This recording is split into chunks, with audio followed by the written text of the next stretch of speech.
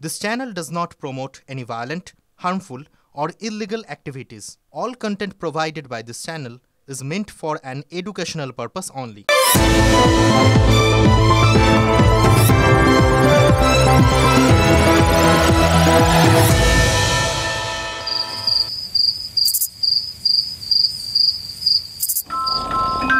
রাত বাড়ছে, রাতে ঘুম আসা স্বাভাবিক, ঘুম প্রয়োজন। ভালো ঘুম মানেই পরদিন ভালো একটা দিন।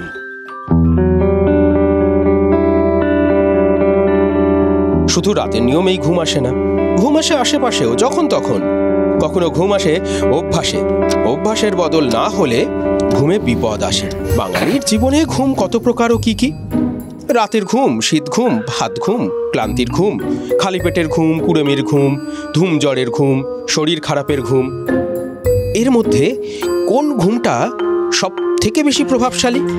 বেসিক্যালি ভাতের সঙ্গে কি আছে? গ্লুকোজ, কার্বোহাইড্রেট বেশি, গ্লুকোজ। তো গ্লুকোজের সঙ্গে সঙ্গে কি হয়, আমাদের বডিতে একটা কোহল ইম্প্যাক্ট হয়, যাতে ইথাইল অ্যালকোহল বলে একটা বস্তু সিক্রেট হয় এবং আমাদের ব্রেন থেকে ডোপামিন, লেপটিন এইসব হরমোনাল সিক্রেশন হয়, যেগুলো বডিকে রেস্টিং ফেজে নিতে যেতে সুবিধা করে। আর শীতকালে যে ইম্প্যাক্টটা বলছো, আমাদের ঘুমের জন্য পরিবেশ দরকার, যেটাকে আমরা স্লিপ হাইজিন বলি, যে রুম টেম্পারেচার একটু ভালো হতে হবে। তোমায় যদি এখন এত গরম, তোমায় যদি কেউ ঘুমাতে বলে, তুমি ঘুমাতে পারবে? বাঙালির ঘুম ফ্যান্টাসিতে প্রিয় ঘুম কি? অনেকের কাছেই ভাত ঘুম। দুপুরের পেট ভরা ঘুমে মন ভরে, বেশি ভাত ঘুমে সন্ধে নেমে আসে, ঘুম ভেঙে খানিক ভয়ও আসে। আচমকা চোখ খুলে চারপাশ অন্ধকার দেখে একটু ঘাবড়ে যেতে হয়, সম্বিত ফেরে। কিন্তু কোনো ঘুমই যদি সময় না ভাঙে, তাহলে তার ফল হতে পারে মারাত্মক। সে ভাত ঘুমই হোক কিংবা রাতের ঘুম। সুখ বলে ওঠো সারি, ঘুমায়ও না আর, এ জীবন গেলে ফিরে আসে না আবার। দেখুন, ঘুম ভেঙে ওঠার জন্য না এর থেকে ভালো মোটিভেশন আর কিছু হতে পারে বলুন তো? আর তাই আজ যখন ঠিক করেছিলাম যে মানুষের ঘুম ভাঙা নিয়ে সেই কথাগুলোই বলবো, যে কথাগুলো না বললেই নয়, ঠিক তখনই ঠিক করেছিলাম এই মোটিভেশনাল গানটা আপনাদের শোনাবো। বলা তো যায় না কার কাজে লেগে যায়। দেখুন, ঘুম নিয়ে বাঙালি চিরকালই যেরকম স্পর্শকাতর, তেমনই পরশ্রী কাতর। নিজের ঘুম ভাঙালেও কেউ সহ্য করতে পারে না। দুম করে আপনার ঘুম কেউ যদি ভাঙিয়ে দেয়, আপনার সহ্য হবে? কিরকম রাগ হয় বলুন তো? আবার অন্য কারুর ঘুম দেখলেও বাঙালি সহ্য করতে পারে না। প্রতিদিন টের পাবে পাশে যদি কেউ ঘুমোয়, তখন নিজের কীরকম লাগে। যার জন্য না দেখবেন, ওই সংসদে, বিধানসভায় বা কোনো সভা সমাবেশে নেতাদের যে একটু তন্দ্রা আসে, অথবা তারা একটু ঘুমে ঢুলঢুল হন, অমনি ব্যাস লোকজন হইচই শুরু করে দেয়। গাঢ় ঘুমালে তো কথাই নেই। আচ্ছা বলুন তো, নেতা বলে কি মানুষ নন? মানছি যে নেতারা সাধারণের পর্যায়ে পড়েন না, তারা অসাধারণ স্তরে নিজেদের উন্নীত করেছেন, সবটা সত্যি। তাহলে আমার আপনার মতো নেতাদের ওই ভাত ঘুম বা শীত ঘুম পাবে না, তা তো হতে পারে না। তাই নেতাদের জীবনেও গাঢ় ঘুম, পাতলা ঘুম এসব যেমন আছে, তেমনই ভাত ঘুম আর শীত ঘুমও থাকতেই পারে। কিন্তু একটা ঘুমের বিষয়ে না নেতাদের একদম একাধিপত্য, একমাত্র তাদেরই ওই ঘুমটা আছে আর কি, প্রিভিলেজড।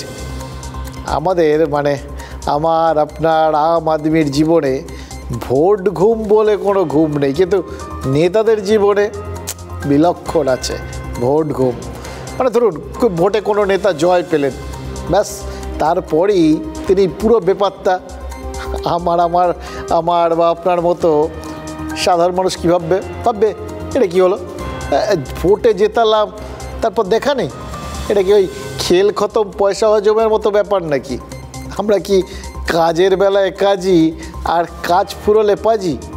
ভোটারদের এইভাবে দেখাটা ধর্মে সইবে? কিন্তু দেখুন, একবারও আমরা ভাবি না, এই যে ভোটে এত পরিশ্রম করলেন, এত কিছু খেটে খুঁটে জিতলেন, এরপর নেতারা তো একটু আধটু ওই ভোট ঘুম দিতেই পারেন। অথবা ধরুন উল্টোটা যদি হয়, মানে ধরুন ভোটে ফল খারাপ হলো, তাহলে ভাবতেই পারে না এত খেটেও যখন কিছু হলো না, তখন মানে এই জনতা যখন পরিশ্রমের দামটাই দিল না, তখন একটু ভাত না ভোট ঘুম দেওয়াই ভালো। জনতা বুঝুক তারা কি হারালো। তবে দেখুন, এ রাজ্যের বিজেপি নেতারা মনে হচ্ছে সেই ভোট ঘুম ভেঙে উঠে এখন আড়মোড়া ভাঙছেন। সিরিয়াসলি পরপর কথাগুলো যা বলছেন তাতে কিন্তু সেটাই মনে হচ্ছে। এতদিন ভোটের পর থেকে, এই লাস্ট লোকসভা ভোটের পর থেকে কোথাও দেখতে পাচ্ছিলাম না বিজেপি নেতাদের, মনে হচ্ছিল ভোট ঘুমে গেছেন।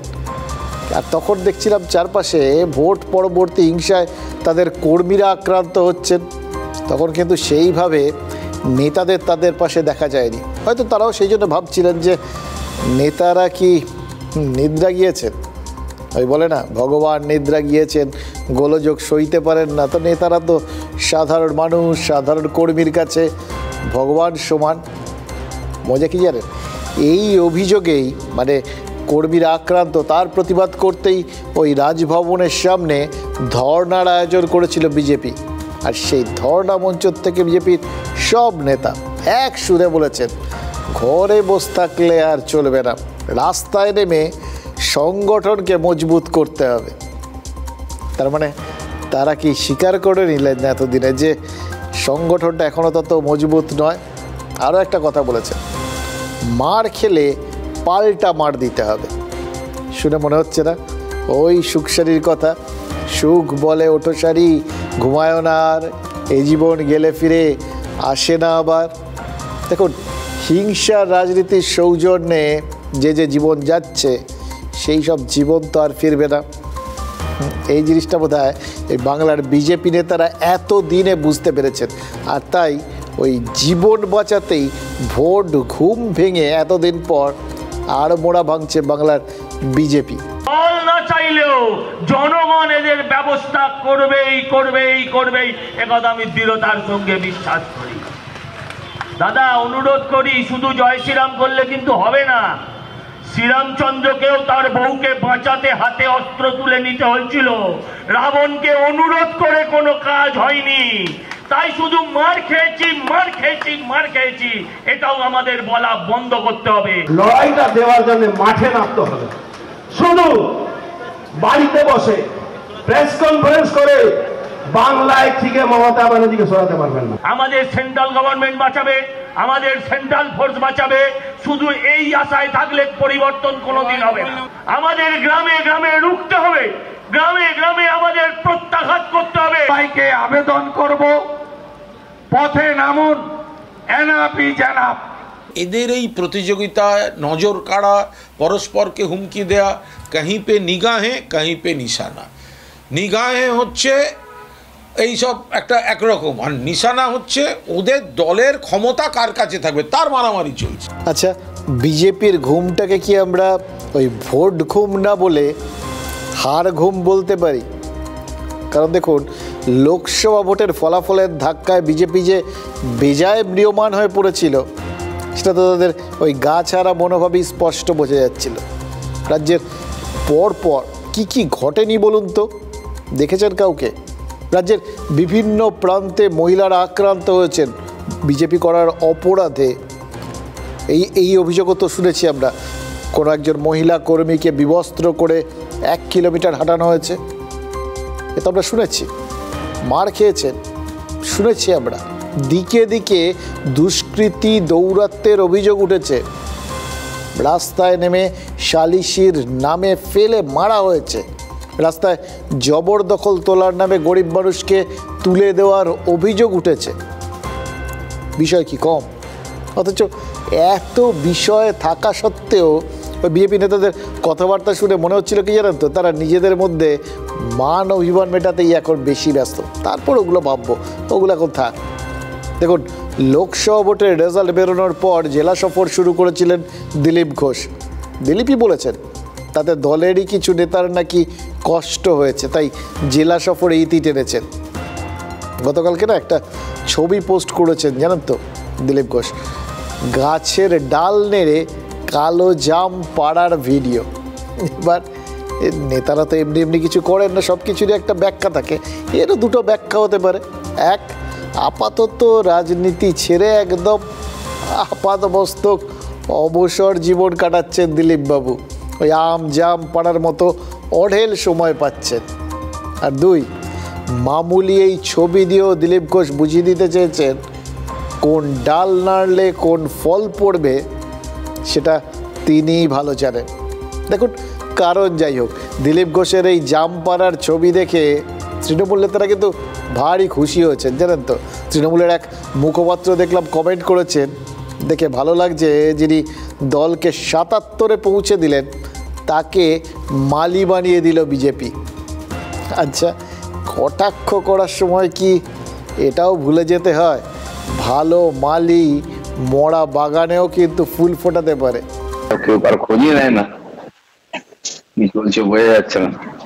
সব কাছে কথা আমাকে জিজ্ঞেস করছে কি করবো, আমি তো কাউ কিছু বলতেই পারছি না।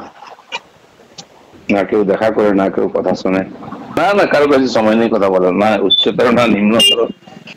দেখা করছি তাতে কষ্ট, নিজেরও দেখা করবে না, আমি দেখা করলে কষ্ট, কি করা যায়। দিলীপ ঘোষের আক্ষেপ মনে হচ্ছে এইবার মিটতে চলেছে, কারণ এতদিনে সম্ভবত ওই বঙ্গ বিজেপির নেতারা অনুধাবন করেছে কিছু একটা করার দরকার, আর না করলে চলছে না। আর না করলে কি হতে পারে তার হাতের উদাহরণ তো হাতের সামনেই রয়েছে। 2011 সালের পর থেকে এই একই উপসর্গে তো বামেরাও ভুগেছিল, মনে পড়ে? একটু একটু করে বামেদের পায়ের তলার মাটি সরেছে, একের পর এক ধাক্কা, আর সেগুলো সামলাতে না পেরে বাম নেতৃত্ব প্রায় হাল ছেড়ে দিয়েছিলেন, যার ফলে একেবারে তৃণমূল স্তরে গিয়ে তার প্রভাব পড়েছিল, যার চূড়ান্ত প্রতিফলনটা দেখা যায় 2016-র ওই ভোটের ফল বেরোনোর পর। গ্রামে গ্রামে সেই সময় বাম কর্মী সমর্থকরা আক্রান্ত হচ্ছিলেন বলে অভিযোগ উঠছিল। প্রান্তিক কর্মীদের কাছে তখন সবথেকে বড় কী হয়ে দাঁড়িয়েছিল? না, আদর্শ ওই রকম সময় মাথায় থাকে না, তখন সব থেকে বড় হয়ে দাঁড়ায় প্রাণ বাঁচানোর তাগিদ। সেটাই হয়েছিল। বাম কর্মীদের তখন ইজম নিয়ে ভাবার কোনো অবকাশই ছিল না, তার থেকে অনেক বেশি করেছিল এমন কাউকে খুঁজে নেওয়ার তাগিদ যে ওই অসময়ে বাঁচাতে পারে, আশ্রয় দিতে পারে। আর ঠিক এই জায়গাটাতেই কোথাও গিয়ে হয়তো বাম কর্মী সমর্থকদের মনে হয়েছিল বিজেপির মতো বন্ধু আর কে আছে। তার কারণ তো ছিল, এটা তো এমনি এমনি মনে হয়নি।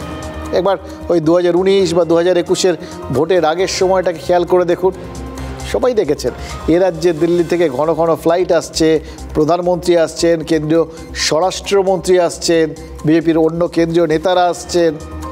ওখানে কেন্দ্রীয় সরকার বিজেপির দাপুটে সরকার, এ রাজ্য থেকে বহু নেতা মানে অন্যান্য দলের তারা সব দিল্লির বিমানে চড়ে বসছেন, এগুলো তো দেখেছেন তারা। সব দেখে শুনে হয়তো বাম কর্মী সমর্থকদের মনে হয়েছিল কেন্দ্রে যে দলটার সরকার তারা নিশ্চয়ই বাঁচাতে পারবে, তারা চাইলে সব পারে, সেই দলটার ছাতার তলায় জড়ো হলে এই তৃণমূলের হামলা থেকে হয়তো বাঁচে যাবে। এই রকম একটা বিশ্বাস থেকেই হয়তো ওই নিচুতলার বাম কর্মী সমর্থকরা রামের শরণাপন্ন হয়েছিল। তার ফল পায়নি বিজেপি, পেয়েছিল তো 2019-এই পেয়েছিল। এ রাজ্যে তাদের সাংসদ সংখ্যা এক ধাক্কায় 18 হয়ে গেছিল। আর 2021-এর বিধানসভা ভোটে তো বিজেপি 9 করে, হ্যাঁ 200টা এক্সপেক্ট করেছিল, সেটাও তো ওই সব দেখেই, কিন্তু পেয়েছিল 77টা, সেটাও তো অনেক। বিজেপির কোনো নেতা জানেন তো, তারা বোধহয় ওই জোর গলায় দাবি করতে পারবেন না যে 2019 আর 2021-এ তাদের আসন বৃদ্ধির পেছনে ওই বাম ভোট রামে আসার অবদান নেই। এবার যারা আত্মরক্ষার খাতিরে সেই সময় লাল পতাকা ছেড়ে পদ্মচিহ্নে আস্থা রেখেছিলেন, তারা যদি বঙ্গ বিজেপির নেতাদের এই সমস্ত ভোট ঘুম দেখে ভাবেন এটা কি হচ্ছে, এখনও তো সেই একই অবস্থা, সেই আক্রমণের অভিযোগ উঠছে, সেই হিংসার অভিযোগ উঠছে, অথচ নেতাদের দেখা নেই। এ তো যা তো গেল, প্রাণও বাঁচল না। এবার জীবন বাঁচাতে ফের যদি তারা অন্য পতাকা খুঁজতে বেরোন, তাহলে তাদের দোষ দেওয়া যাবে? তাহলে তো বিজেপির ক্ষতি অবশ্যম্ভাবী। হয়তো সেই জন্যেই অভিজিৎ গঙ্গোপাধ্যায়ের মতো বিজেপি নেতারা শুনছিলাম যে বামেদের একদম তেরে গাল পাড়ছেন। হয়তো তাদের মনে হচ্ছে যে সিপিআইএম তৃণমূলের বি টিম হিসেবে কাজ করেছে, আর সেই জন্যই তাদের সাংসদ সংখ্যা ওই 18 থেকে কমে 12 হয়ে গেছে বলছেন তিনি। এটাও বলছেন যদি এটা না হতো, অর্থাৎ রাম থেকে বাম ভোট না সরতো, তাহলে নাকি এই আসন সংখ্যা ডবল হয়ে যেত। যদি আমরা একটু মন দিয়ে বিজেপির রেজাল্ট দেখি তাহলে দেখবো আমরা 12টা সিট পেয়েছি ঠিকই, কিন্তু বিভিন্ন জায়গায় হারবার যে হেরে যাওয়ার যে ডিফারেন্স পার্থক্য সেটা বিভিন্ন জায়গায় কমেছে। বিভিন্ন জায়গায় তৃণমূলের সহযোগী দল সিপিএম তারা বিভিন্ন ভোট কেটেছে, সেই ভোটগুলো কখনো সিপিএমে যেত না। সেটা যদি না যেত তাহলে আমরা অন্তত আরো 12টা আসন পেতাম। সুবিধাবাদী প্রাক্তন বিচারপতি অভিজিৎ গাঙ্গুলি দীর্ঘদিন বিচার ব্যবস্থার ধারক বাহক হয়ে বিচার ব্যবস্থার প্রতি অবিচার করে আজকে তিনি তার রাজনৈতিক অজ্ঞতার পরিচয় দিচ্ছেন এই ধরনের কথা বলে। সারা ভারতবর্ষের মানুষ জানে যে সিপিএমের ওপর ভর করে 2019-এ এই বিজেপি 18টা লোকসভায় সিট পেয়েছিল। নেতারা বলেছেন মারের পাল্টা মার, এর চেয়ে হাস্যকর কথা আর কিছু হয় না। আমি জানি না সজল ঘোষদেরকে কে এইসব বুদ্ধি দিচ্ছে বলার জন্যে, কিন্তু সজল ঘোষের বাড়িতে মাঝরাত্রিবেলা মমতা ব্যানার্জির পুলিশ এসে লাথি মেরে দরজা ভাঙবে। সজল ঘোষ যতই তড়পান, নরেন্দ্র মোদী তো ডায়মন্ড হারবারে ভাইপোর বিরুদ্ধে ক্যাম্পেইন করতে যাবেন না, ফাইনালি গিয়ে তো সেটিং হয়ে যাবে।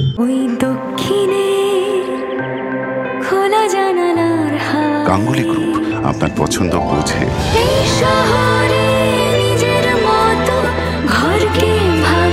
গাঙ্গুলি গ্রুপ, ভরসার বসতবাটি। আচ্ছা, যে নিরাপত্তার আশায় বামেরা রামের শরণাপন্ন হয়েছিলেন, নেতাদের ব্যর্থতায় শুধু তারা নন, খাঁটি বিজেপি সমর্থকরাও কি অন্য আশ্রয় খুঁজবেন না?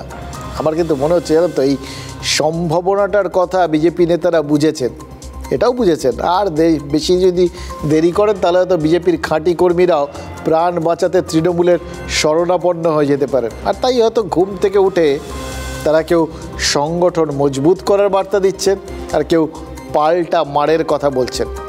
2023-এর সেই প্রবল সন্ত্রাসের মধ্যেও যে কটা পঞ্চায়েতে বিজেপি সাফল্য পেয়েছিল, সেই পঞ্চায়েত সদস্যের অনেকেই কিন্তু তৃণমূলের শরণ নিয়েছেন ইতিমধ্যে, কেন হয়তো পা বাড়িয়ে বসে আছেন। তাই তাদের মনে হচ্ছে যে ঠান্ডাঘর থেকে এবার বেরিয়ে এসে ওই কর্মীদের পাশে দাঁড়ানোটা বড্ড জরুরি হয়ে পড়েছে।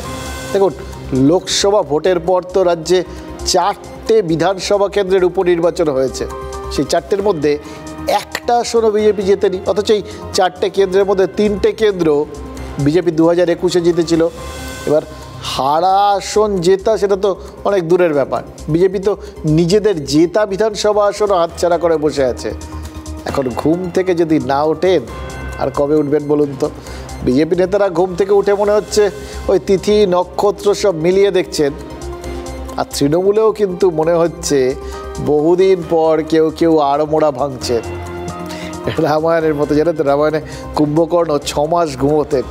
আবার বিষ্ণু, তিনি অনন্ত শয্যাশায়ী, কামারহাটির পুরপ্রধান, কামারহাটির বিধায়ক আর দমদমের সাংসদ। এদের দেখে মনে হচ্ছে আজ আড়মোড়া ভাঙলেন।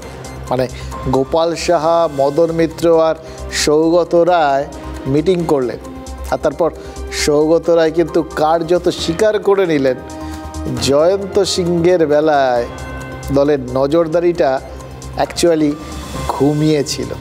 আজকে সিদ্ধান্ত নিয়েছি যে তৃণমূল কংগ্রেস কর্মীদের সাথে কোথাও কোনো বড় প্রমোটার বা সমাজবিরোধীদের সম্পর্ক থাকবে না।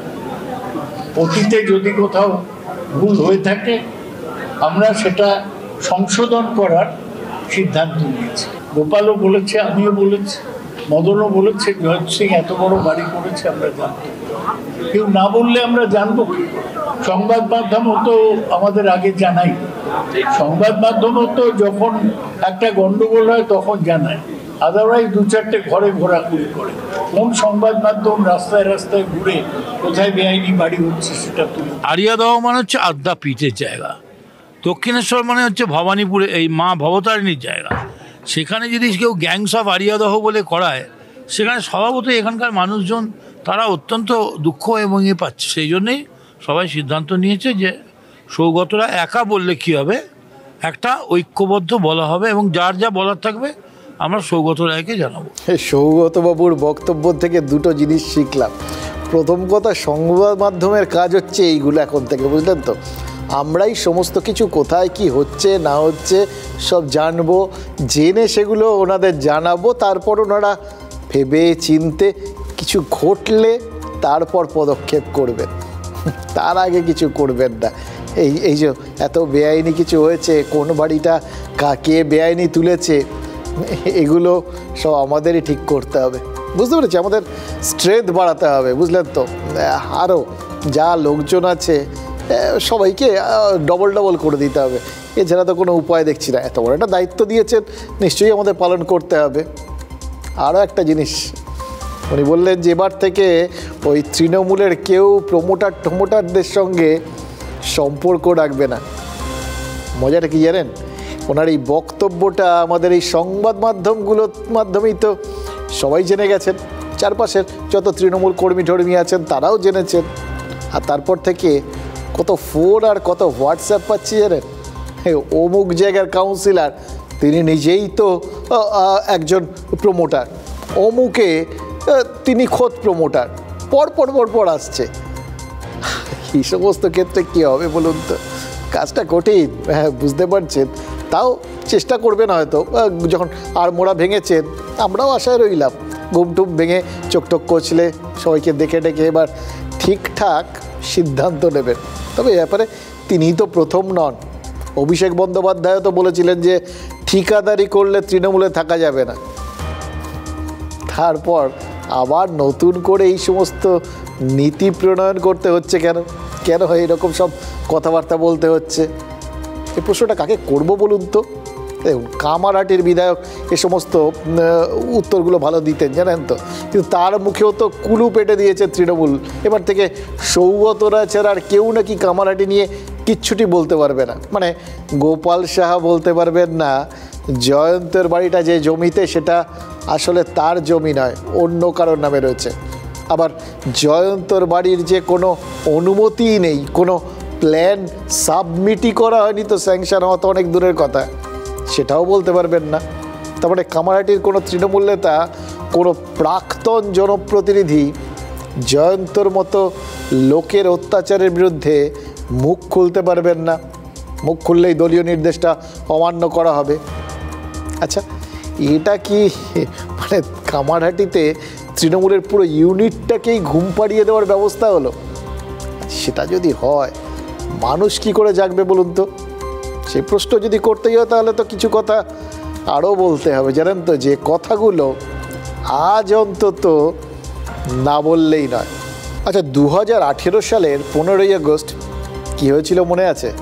প্রধানমন্ত্রী নরেন্দ্র মোদী কি বলেছিলেন? না, সেটা জিজ্ঞেস করছি না, একটু জাস্ট ওই ফার ইস্টে তাকাতে অনুরোধ করছি আপনাদের। উত্তর কোরিয়ার সময় আধ ঘন্টা পিছিয়ে গেছিল। কোরিয়ার পুরো উপদ্বীপটায় একই সময় বজায় রাখতে নিজের দেশের সময়টা পিছিয়ে দিয়েছিলেন উত্তর কোরিয়ার শাসক কিম জং উন। এবার কল্পনা করে দেখুন, হঠাৎ আপনার জীবন থেকে আধ ঘন্টা জাস্ট ভ্যানিশ হয়ে গেল। এই সময় যা কাজ করেছেন সেই কাজগুলো তো রেকর্ডে থেকে যাবে, কিন্তু সময়টা কখন করেছেন নেই, সময়ের কোনো রেকর্ড থাকবে না। দেখুন, কিম তবু মানে সে নিজে প্রবল খামখেয়ালি লোকজন, তবু আধ ঘন্টা মাত্র হাওয়া করেছিলেন। স্পেনের রাজা দ্বিতীয় ফিলিপ তিনি তো দিনের পর দিন হাফিস করে দিয়েছিলেন। সেই 1582 সালের ঘটনা। জুলিয়ান থেকে গ্রেগরিয়ান ক্যালেন্ডারের সময়ের হিসেব রাখার সিদ্ধান্ত নিয়েছিলেন দ্বিতীয় ফিলিপ, ডিক্রি জারি করেছিলেন। স্পেন, পর্তুগাল আর ইতালিতে তার ফলে রাতারাতি ক্যালেন্ডার বদলে যায়। তাতে কি হয়েছিল? 1582 সালের ক্যালেন্ডারে ওই 4 অক্টোবর ছিল বৃহস্পতিবার, তারপর আর কিছু নেই, স্ট্রেট 15ই অক্টোবর শুক্রবার। মাঝের 11টা তারিখ, 11টা দিন স্রেফ উদাও। আমরা কিন্তু বর্তমানে গ্রেগরিয়ান ক্যালেন্ডারই মেনে চলি, তার মানে আমাদের সময়ের গণনায় ওই 11টা দিন আর নেই।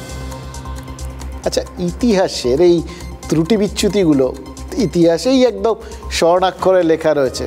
এবার এই তালিকায় কিন্তু আরও একটা তারিখ সংযোজন হতে চলেছে, জানেন তো। এতগুলো কথা বললাম তার কারণ কত বড় একটা গর্বের ভাগিদার আমরা হতে চলেছি সেটা তো আপনাদের বোঝাতে হবে, তাই না?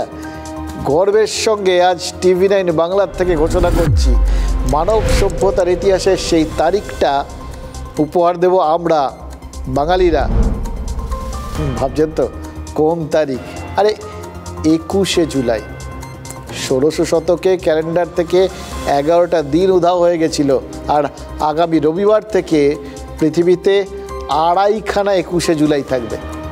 সিরিয়াসলি খেয়াল করে দেখুন, একটা তৃণমূলের আপনারা জানেন, আর একটা বিজেপির, আর 8খানা কংগ্রেসের। কেন বলছি? হ্যাঁ, কারণ আছে তো। 1993 সালে মহাকরণ অভিযান করেছিল যুব কংগ্রেস, নেতৃত্বে কে ছিলেন? মমতা বন্দ্যোপাধ্যায়। তাতে পুলিশ গুলি চালালে যুব কংগ্রেস কর্মীরা নিহত হন। সেই মৃতদের স্মরণেই তো 21শে জুলাই স্মরণ শুরু করেছিলেন মমতা বন্দ্যোপাধ্যায় স্বয়ং। কংগ্রেসের কর্মসূচি ছিল তখন। এরপরে তৃণমূল কংগ্রেস তৈরি হলো, 21শে জুলাইও তার সঙ্গে সঙ্গেই তৃণমূলে চলে এলো। কিন্তু প্রদেশ কংগ্রেসের বিধান ভবনে ওই শহীদ স্মরণ আর পতাকা তোলার জন্য 8খানা বেলাও তো রয়ে গেছিল। মানে তারিখটা 25 বছর আগেই 1 থেকে 1.5 হয়ে গেছিল, এবার 2.5 হবে। বিজেপিও 21শে জুলাই পালন করবে, তবে সেটা গণতন্ত্র হত্যা দিবস হিসেবে। কি অদ্ভুত জানেন, মমতা বন্দ্যোপাধ্যায় অভিযোগ করেন যে জ্যোতি বসু সরকার গণতন্ত্রকে হত্যা করেছিল ওই 21শে জুলাই। শুভেন্দু অধিকারী অভিযোগ করলেন কি, মমতা বন্দ্যোপাধ্যায় গণতন্ত্রকে হত্যা করেছেন ওই 21শে জুলাই। তার মানে গণতন্ত্রকে এই রাজ্যে দুবার খুন করা হয়েছে। আচ্ছা, একজনকে দুবার খুন করা যায়? এই দ্বন্দ্বটা আমরা অন্য একটা কোনো দিনের জন্য তুলে রাখছি, বলবো। আপাতত তারিখে নিয়ে কিছু কথা বলি আর কি। এই আগামী রোববার থেকে আমাদের রাজ্যে 2.5খানা 21শে জুলাই, এটা কিন্তু ভাবতে ভারী ভালো লাগছে যে ঐতিহাসিক একটা ঘটনার সাক্ষী হতে চলেছি আমরা। আগামী 19 তারিখ থেকে এই উপনির্বাচনে যারা ভোট দিতে পারেননি, যারা আক্রান্ত হয়েছেন, তাদের বাড়ি বাড়ি বিরোধী দলনেতা এবং বিজেপির এমএলএরা তাদের বাড়ি বাড়ি পরিদর্শন করবে। 21 তারিখ গণতন্ত্র হত্যা দিবস হবে, 22 তারিখে সিএসসি ঘেরাও করব। এগুলো হওয়ার পরে খুব তাড়াতাড়ি নবান্নতে আবার নবান্ন অভিযানের প্রয়োজন আছে বলে মনে করি। 17 তারিখে দলের মিটিংয়ে আমি এটা দলের কাছে প্রস্তাব দেব।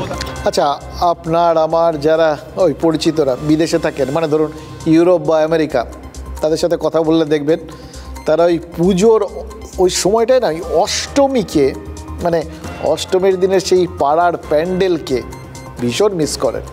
তাই বাঙালি পৃথিবীর যেখানেই থাকুক, যত ছোট করেই হোক, ওই দুর্গা পুজোটা ঠিক করে নেয় নিজেরা। শুভেন্দু অধিকারী তিনি বিজেপিতে যোগ দেওয়ার পর কিন্তু 3টে 21শে জুলাই পেরিয়ে গেছে। মিস করছেন নাকি করছেন না? করাটা অস্বাভাবিক নাকি? আর সেজন্যই কি এই প্রবাসীর দুর্গাপুজোর মতো বিজেপির 21শে জুলাই চালু করছেন? ভাবতে পারেন, কিন্তু এটা একটা কারণ হতে পারে। দেখুন, মমতা বন্দ্যোপাধ্যায় যখন ধর্মতলায় রাজনৈতিক অভিমুখ স্থির করে দেবেন ওই দলের সমাবেশে, তখন বিজেপি কী করবে? তারা জেলায় জেলায় থানা ঘেরাও করবে। মমতা বন্দ্যোপাধ্যায় আর ফিরহাদ হাকিমের কুশপুতুল দাহ করবে। 17 থেকে 22শে জুলাই পর্যন্ত একের পর এক টানা বিক্ষোভ কর্মসূচি রাখছে বিজেপি। কেন? প্রথম কারণ, ঘুম ভেঙেছে। দ্বিতীয় কারণ, জেলায় জেলায় 21শে জুলাইয়ের প্রস্তুতিকে ঘেঁটে দেওয়া। কারণ সভার সময় থানা ঘেরাওয়ের অর্থ কী? জেলায় জেলায় তৃণমূল কংগ্রেস 21শে জুলাই পালন করে, ব্লকে ব্লকে পথসভা হয়, তাতে পুলিশি নিরাপত্তা থাকে। এবার পুলিশই যদি সেই সময় ঘেরাও হয়ে থাকে, তাহলে কে কাকে নিরাপত্তা দেবে বলুন তো? তৃণমূল কর্মীরা নিরাপত্তাহীনতায় ভুগতে পারেন, মানে ভুগলেও ভুগতে পারেন, এটাই কি কেউ আশা করছেন? আর দেখুন, 22শে জুলাই সিএসসি অফিস ঘেরাও, মানে সঞ্জীব গোয়েঙ্কা গ্রুপ কোনভাবে মানুষের এই টাকা পয়সা পকেট কেটে বার করে নিচ্ছে এই ইলেকট্রিকের বিলের মাধ্যমে, সেটা তো অবশ্য আমরা TV9 বাংলার দর্শকদের একদম বিস্তারিতভাবে বুঝিয়ে দিয়েছি।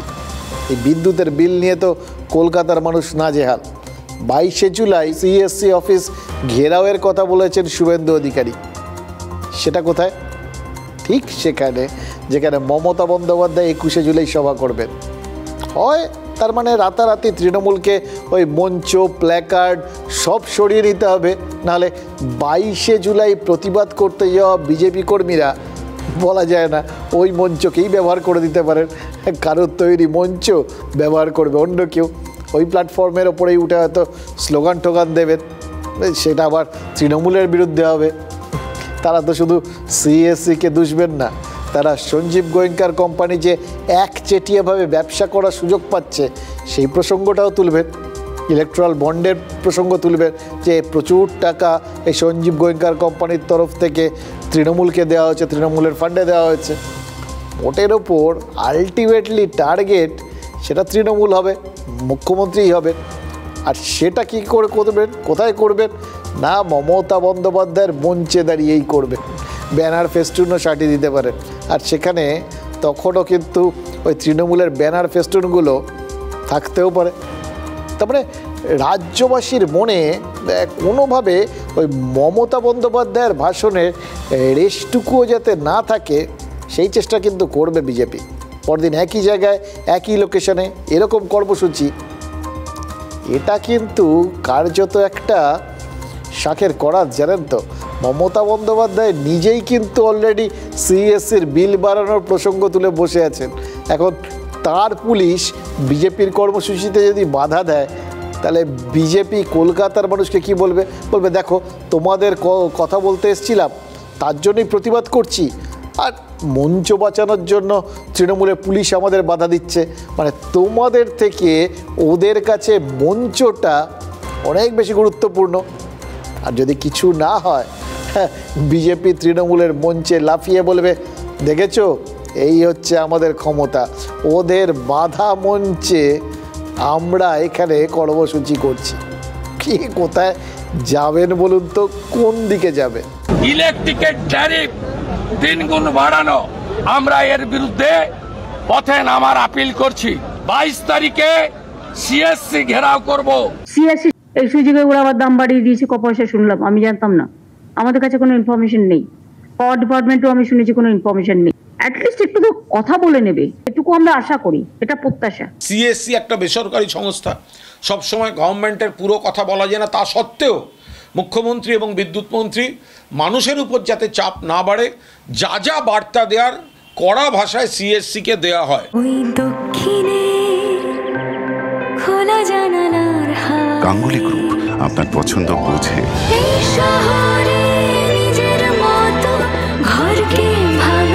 গাঙ্গুলি গ্রুপ, ভরসার বসতবাটি। দেখুন 21শে জুলাই প্রতি থানার সামনে ওই যে বললেন না মমতা বন্দ্যোপাধ্যায়ের ফিরহাদ হাকিমের কুশপুতুল দাহ করার কথা বললেন শুভেন্দু অধিকারী, কর্মসূচি নিয়েছেন।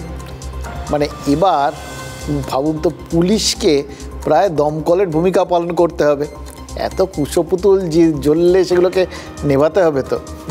সে কথা মাথায় রেখে কি রাজ্য পুলিশের ডিজি সঞ্জয় মুখোপাধ্যায়কে এবার দমকলের ডিজি করা হয়েছে, আর রাজীব কুমারকে রাজ্য পুলিশের ডিজির পদে ফিরিয়ে আনা হয়েছে।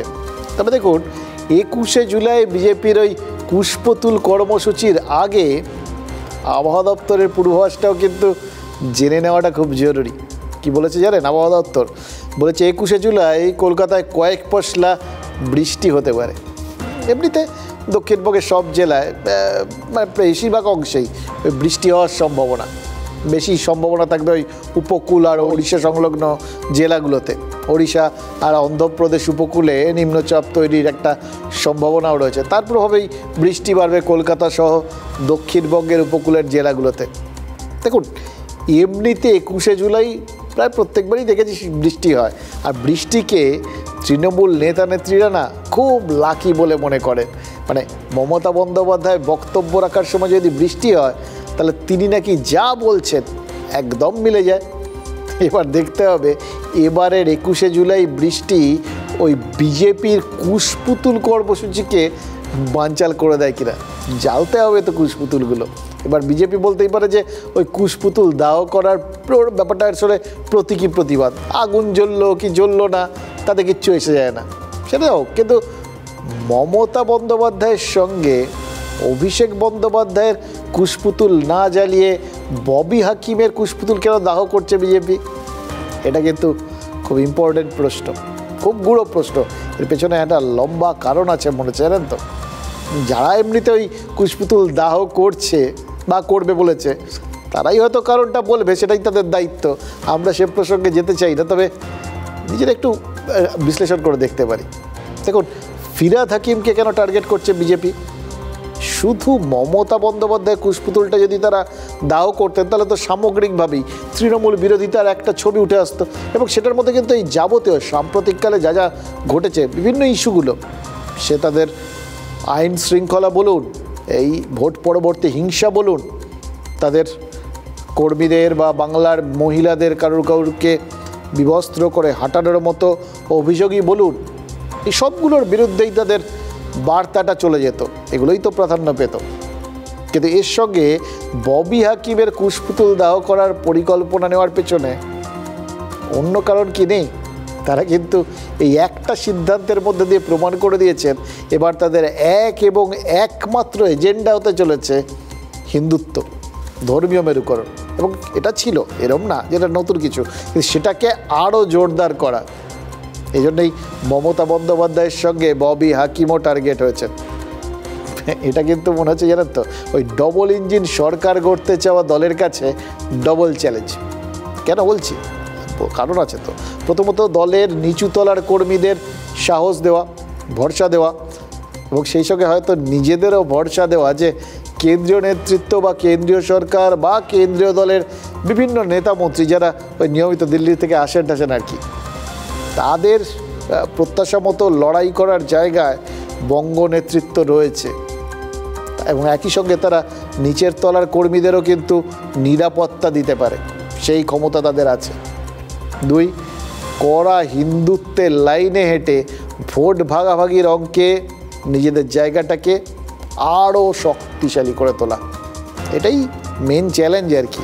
এবার এই জোড়া চ্যালেঞ্জ, এটা তাদের অস্তিত্বের লড়াই, এটা কিন্তু বিজেপি নেতারা বুঝতে শুরু করেছেন, এবং সেটা কতটা বুঝতে পারছেন সেটা ওই 21শে জুলাইয়ের পর বোঝা যাবে। যদি দেখা যায় সেখানেও ওই যে যার মতো করে এ রাস্তা ও রাস্তায় হাঁটছেন, তাহলে তাদের রক্তক্ষরণ ওই বামেদের মতোই অব্যাহত থাকার সম্ভাবনা। আজ যে আমরা সব ভোট দিই, দীর্ঘদিন ধরে মানুষ যে সারা ভারতবর্ষে, শুধু বাংলা নয়, ভোট দিচ্ছেন, সচিত্র পরিচয়পত্র, ওটা আপনার অধিকার, ওটা আমার অধিকার। এই লড়াইটাই ছিল গণতন্ত্র রক্ষার লড়াই। এটাই মমতা বন্দ্যোপাধ্যায়ের নেতৃত্বে 1993 সালের 21শে জুলাই হয়েছিল। আর সেটাকে বিজেপি বলছে গণতন্ত্র হত্যা দিবস ওই তারিখে। এরা কি পাগল? এরা বিজেপি দলটাকে এমনি তুলে এনেছে। আর যদি এই ধরনের ডাক দেয় তাহলে বিজেপির কফিনে শেষ পেরেকটা ওই 21শে জুলাই বাংলার মানুষ পুঁতে দেবেন। এর থেকে হাস্যকর আর কিছু হতে পারে না। মানুষের রায়ে বঞ্চিত হয়ে প্রত্যেকটা নির্বাচনে গোহারান হেরে, তার মধ্যে নিজেরা গোষ্ঠীদ্বন্দ্বে জেরবার হতে হতে গোষ্ঠীকন্দলে শেষ হয়ে গিয়ে তারা সস্তার রাজনীতি করে কিছু প্রচারের আলো পেতে চাইছে। 21শে জুলাই প্রকৃত অর্থে হচ্ছে শহীদ দিবস। এখন তৃণমূলের কাছে সেটা আর শহীদ দিবস নেই, সেটা পাগলু ড্যান্সের দিবস। সেদিন নরহত্যা হয়েছিল পশ্চিমবঙ্গের বুকে, কলকাতার রাজপথে। এখন সেই দিনটাকে ভুলে গিয়ে তারা এখন উৎসব, আনন্দ, গান বাজনা, নাচ গান, সেলিব্রিটি এসব করে। এই প্রকৃতভাবে আন্দোলন করতে গেলে আমার মনে হয় এই দিনটাকে বেছে নেওয়ার প্রাসঙ্গিকতা যথেষ্ট। দেখুন, শুভেন্দু অধিকারী কাল যখন ওই রাজভবনের সামনে ধর্ণা দিচ্ছেন, তখন বিজেপির রাজ্য সভাপতিকে দেখেছেন? তিনি কোথায় ছিলেন? হুগলিতে হিন্দমোটর আর পান্ডুয়ায় কর্মী সভা করছিলেন কেন্দ্রীয় মন্ত্রী। এখন তো তিনি কেন্দ্রীয় প্রতিমন্ত্রী, তাই না? এবার খেয়াল করে দেখুন, মনে পড়ে যাচ্ছে জানেন তো, বিপ্লবী সব্যসাচীকে পেনাল কোডের কোহিনূর বলেছিলেন শরৎচন্দ্র চট্টোপাধ্যায়। সুকান্ত মজুমদারের বক্তব্যকে ঘাসফুলের কোহিনূর বলা যেতে পারে কি? এটা ভাবার বিষয়। কিন্তু বিজেপির রাজ্য সভাপতি যা বললেন সেটা তো তৃণমূলের আইটি সেল তাদের সোশ্যাল মিডিয়া অ্যাকাউন্ট একদম পিন করে রেখে দেবে সবার ওপরে। তৃণমূল অভিযোগ করে কেন্দ্রীয় বাহিনীর অপব্যবহারে। সুকান্ত কি বলেছেন? কেন্দ্রীয় বাহিনী বিরিয়ানির মশলার মতো, চাল আর মাংস হচ্ছেন বিজেপির লোকেরা। এবার চাল মাংস ভালো হলে তবেই বিরিয়ানি রান্না হয়। কি বললেন বুঝতে পেরেছেন? আরএসএস ব্যাকগ্রাউন্ড থেকে আসা এক নেতা বিজেপি কর্মীদের বিরিয়ানির চাল আর মাংসের সাথে তুলনা করেছেন।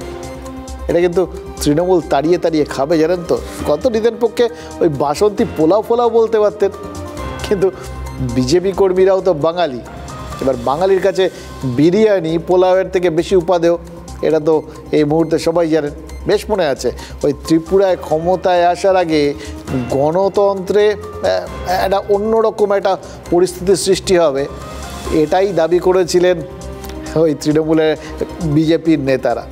এবং এক ঐতিহাসিক বদল করেছিলেন বিজেপির কেন্দ্রীয় পর্যবেক্ষক সুনীল দেওধর।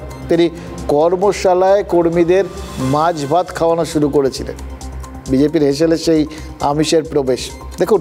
উপমাতে হলেও সুকান্তও কিন্তু মাংস আর বিরিয়ানি নিয়ে এলেন, মানে নিজেদের বদলাতে বিজেপি কিন্তু তৈরি হচ্ছে এবং তার জন্য এই ধরনের ছোট ছোট বদলের মধ্যে দিয়ে নিজেদের বদলের হাওয়াটাকে বেশ জোরদার করে তোলা যায় জরুরি, এটাই যে রাস্তা, এটা কিন্তু তারা দেখাতে শুরু করেছেন যাতে রাজ্যে একদম পুরো হাওয়া বদলে দেওয়া যায়। কিন্তু কিভাবে যায় সেটা কি বলেছেন? হ্যাঁ বলেছেন সুকান্ত মজুমদার। তিনি হিন্দ মোটরে বলেছেন যে মোদি এসে ম্যাজিক করবেন এটা ভাবলে আর চলবে না। এবার খেয়াল করে দেখুন, তৃণমূল বারবার ডেইলি প্যাসেঞ্জারের কথা বলে। তারা ওই বহিরাগত বলেছিলেন নেতাদের, তাদের বারবার আশাটাকে তারা সেভাবেই দেখেছিলেন। সুকান্ত তো তাদের প্রায় মনের কথাই বলে দিলেন। কেন্দ্রীয় স্তরের নেতারাও কি বুঝতে পারছেন যে এই যে ভুলগুলো টুকটাক এরকম কিছু ভুল তারাও করে ফেলেছিলেন? এই যে 100 দিনের কাজ, এই আবাস দুর্নীতির প্রসঙ্গে তারা টাকা দেওয়া বন্ধ করেছিলেন। 100 দিনের কাজের হিসেব নেই, তাই জন্য টাকা দেওয়ার বন্ধ করেছিলেন। তাদের তরফে কিন্তু যুক্তি ছিল, তারা বলেছিলেন যে দুর্নীতি হয়েছে, 100 দিনের কাজে দুর্নীতি হয়েছে, আবাসের টাকা তৃণমূলের অনেকে নিয়ে ফেলেছে, যাদের বিরাট বিরাট অট্টালিকা আছে তারাও ছাদহীন বলে আবাস ইয়ের টাকাগুলো, প্রকল্পের টাকা নিয়ে নিয়েছে। সেই টাকাগুলোর কোনো হিসেব নেই, ফলে হিসেব চাওয়ার মধ্যে কোনো ভুল ছিল না। কিন্তু মুশকিল হয়েছে কি জানেন? তাদের সদিচ্ছার জায়গাটা এবং তৃণমূলের গোলমালের জায়গাটা মানুষের মধ্যে প্রচারে খামতি থেকে গেছিল।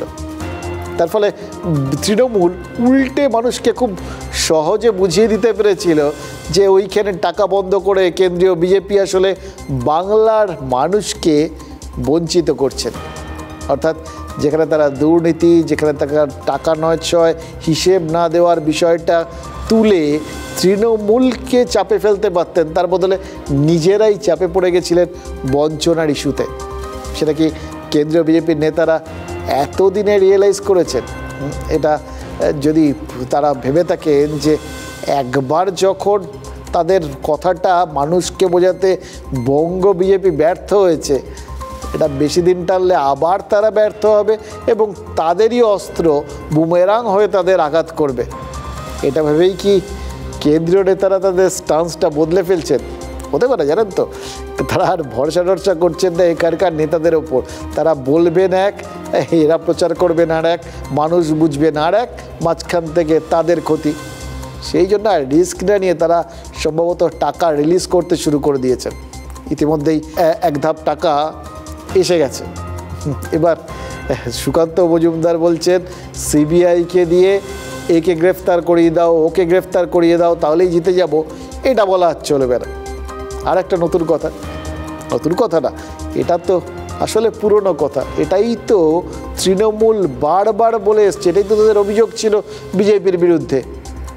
এবার সেখানে মোদী মন্ত্রী পরিষদের সদস্য সুকান্ত মজুমদার তিনি কি সেই অভিযোগেই শিলমোহর দিয়ে দিলেন? শুধু তাই নয়, তিনি বলেছেন অনুব্রত তো জেলে, বীরভূমে কি বিজেপি জিততে পেরেছে? মমতা বন্দ্যোপাধ্যায়ও কিন্তু বলেছেন ভোটের জন্যেই অনুব্রতকে আটকে রাখা হয়েছে। এবার সুকান্ত মজুমদারের বক্তব্যকে ভাইরাল করে তৃণমূল যদি অনুব্রতর জামিনের দাবি তুলতে শুরু করে, অবাক হওয়ার কিছু থাকবে? উপর থেকে তারা সিবিআইকে বলুন একে অ্যারেস্ট করে দিতে, সঙ্গে সঙ্গে আমরা জিতে যাবো, হবে না। ওকে জেলে ঢুকিয়ে দিন, যারা জিতে যাবো, হবে না। অনুব্রত মণ্ডল জেলে ছিল না, আছে কিনা জেলে? বীরভূম জিতেছি আমরা। আপনি পরিশ্রম করে যদি সংগঠন তৈরি করতে পারেন তাহলে জিতবে, যদি পরিশ্রম করে তৈরি করতে না পারে যে যাকে ইচ্ছে অ্যারেস্ট করুন, কোনো জিতবে না। সুকান্ত ভাবুন, বীরভূম জেলা, অনুব্রত মণ্ডল, তিহার, কন্যা, তিহার, সেই বীরভূমেও তো ধুয়ে মুছে গেছে বিজেপি, হেরেছেন তো 2টো আসনে।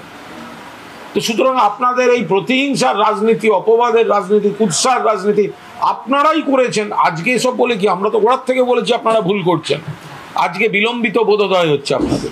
আপনি বিরিয়ানি রান্না করতে বসেছেন, বিরিয়ানিতে আপনি বিভিন্ন মশলা দিচ্ছেন, তো মশলার উপর ভরসা করলে হবে না? আগে চালটা ভালো হতে হবে, আর মাছের বিরিয়ানি করলে মাংসটা ভালো হতে হবে, তবে বিরিয়ানিতে ভালো হবে।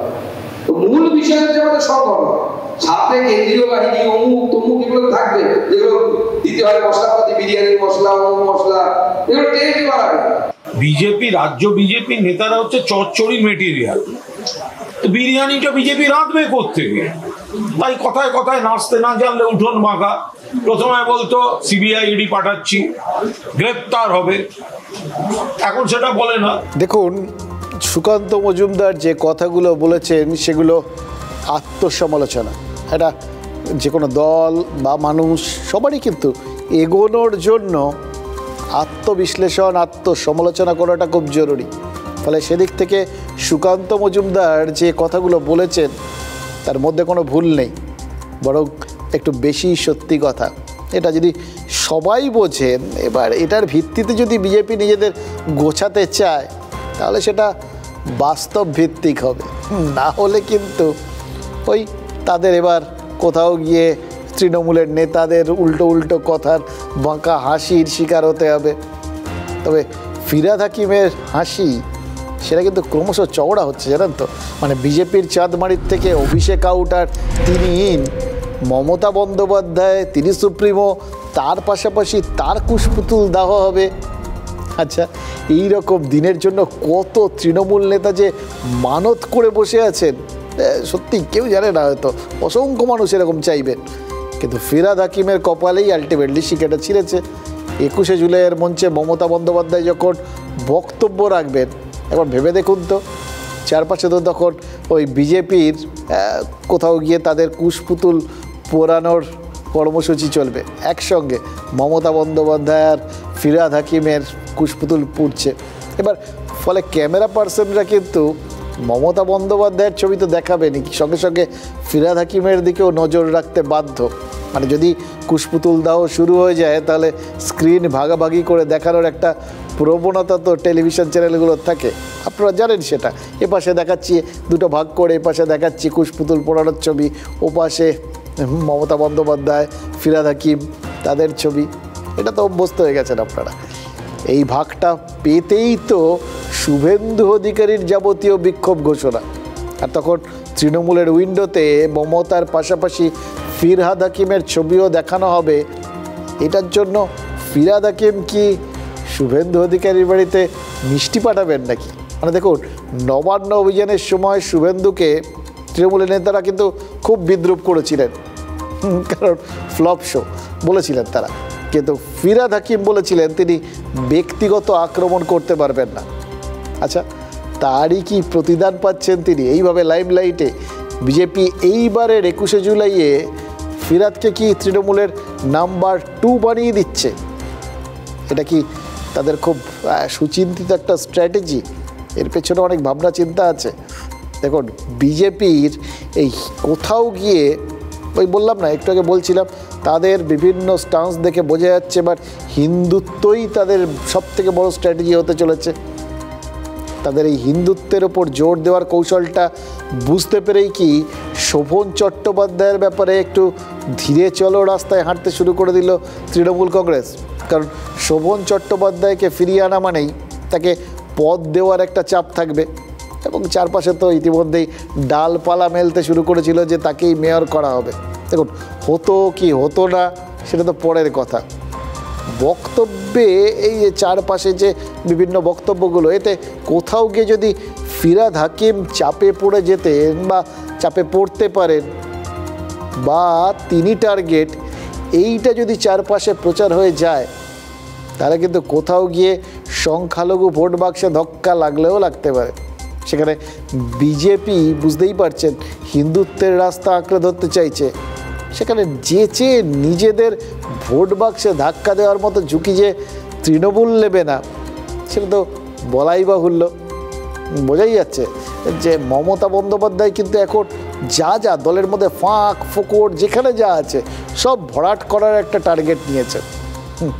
যেখানে তিনি ফাটলগুলো ভরাট করতে চাইছেন সেখানে যেচে নতুন ফাটল যে তৈরি করতে চাইবেন না সেটাই তো খুব স্বাভাবিক। সম্ভবত সেই জায়গার থেকেই শোভন চট্টোপাধ্যায়কে নিয়ে আপাতত ধীরে চলো নীতি নিয়েছে তৃণমূল। প্রাথমিক শর্ত হচ্ছে তার আবেদন এবং সেই আবেদনের স্বীকৃতি হলে তবেই জয়েনিং, আর তারপরেও হচ্ছে কবে জয়েনিং, সেটা 21 না অন্য কোনো দিন, সেটাও আর একটা প্রশ্ন। আমার অন্তত জানা নেই এই সমস্ত বিষয়টা, এই পর্যায়গুলোর কোনোটার ইনিশিয়েশন যেটাকে বলা হয় শুরুয়াত হয়েছে বলে আমার অন্তত জানা নেই। ববিদার হাতে ক্ষমতা আছে, জলের লাইনও কেটে দিতে পারে, ঢিল মারবে কেন? হয়তো জলের লাইন কেটে দিল, এখন ঢিল না মারতে উঁচু ফ্ল্যাট অত দূর ঢিল যাবে না, হয়তো জলের লাইন কেটে দিল, এটা হতে পারে। হ্যাঁ, আবর্জনা ফেলে দিল এনে, হ্যাঁ লরি করে, যেমন ধরুন যারা ভোট দেয়নি তাদের বাড়ির সামনে যা হয়েছিল, হয়তো লরি করে দেখা গেল কর্পোরেশন সকালবেলা আবর্জনা ঢেলে দিল, হতেই পারে। ভাই আপনার পদ কেড়ে খেতে আসছে আরেকজন, হ্যাঁ তাহলে তো আপনি রিয়াক্ট করতেই পারেন। এখন রাগে কি ভালোবাসায়, এখন কার ওপর রাগে, হ্যাঁ শোভনদার ওপর না অন্য কারোর ওপর, এটা আমি কি করে বলি। এখন আরেকটা জিনিসও হতে পারে জানেন তো, 21শে জুলাইয়ে মমতা বন্দ্যোপাধ্যায় কি বার্তা দেন সেই দিকে সবাই তাকিয়ে থাকেন। এবারও অপেক্ষায় রয়েছেন তৃণমূল কর্মীরা, বিশেষ করে পুরো সংগঠনের দায়িত্ব যখন নিজের কাঁধে তুলে নিয়েছেন মমতা বন্দ্যোপাধ্যায়, দেখতে পাচ্ছেন তো সব কিছু নিজে দাঁড়িয়ে থেকে করছেন। এবার অভিষেককে মঞ্চে হাজির করার একটা চেষ্টাও যে তার তরফ থেকে থাকবে এটা কিন্তু বলাই বাহুল্য, এবং তিনি থাকতেও পারেন। অভিষেক এই মঞ্চে হয়তো দেখা যাবে থাকলেন, এবং সেই সঙ্গে এটা বার্তাটা সবাইকে দিয়ে দেওয়া গেল যে ঐক্যবদ্ধ অবস্থানে কোনো রকম কোনো ধাক্কা টাক্কা লাগেনি, কোনো ফাটল নেই, নেতৃত্বের প্রশ্নে কোনো সংশয় নেই। এগুলো তো মমতা বন্দ্যোপাধ্যায়ও দেখাতে চাইবেনি। পাশাপাশি শোভনকে ফেরানোটা তার আরেকটা বার্তা হতে পারত, কিন্তু আলোচনাটা যেদিকে বইছিল সেখানে কোনো দিক থেকেই যেন আলোচনার মাধ্যমে শোভন চট্টোপাধ্যায় 21শে জুলাইয়ের সেন্টার স্টেজে চলে আসছিলেন। সেটা ঘটনাচক্রে হচ্ছিল, কিন্তু হচ্ছিল তো বটে, এটা বুঝেই কি তৃণমূল ধীরে চলো নীতি নিয়েছে, এবং সেই জায়গা থেকেই হয়তো তৃণমূল পরিষ্কার করে দিতে চাইছে ফোকাসটা পুরোপুরি মমতা বন্দ্যোপাধ্যায় এবং তার স্ট্র্যাটেজির ওপরেই থাকবে, এটাই তারা চাইছেন এবং এটাই হয়ে এসছে, এটাই হবে, এটার কোনো ইধার উধার হওয়ার কোনো সম্ভাবনা অত এই মুহূর্তে নেই।